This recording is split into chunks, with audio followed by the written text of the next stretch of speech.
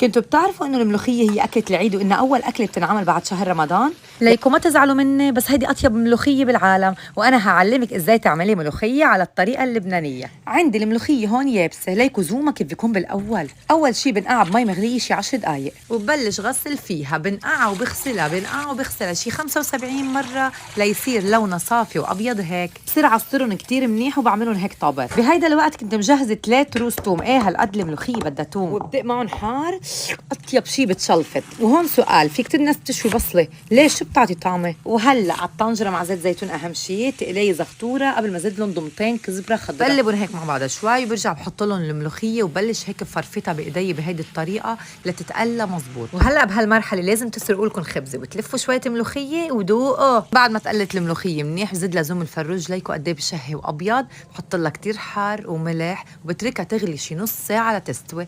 بكون فصفصت الفروج بزيدوا عليه هون وبتركهم شي 10 دقايق ربع ساعة، واخر الشي برجع بزيد لها شوية كزبرة خضرة وكتير عصير حامض وبس. ليكوا كيف بده يكون لونها ابيض.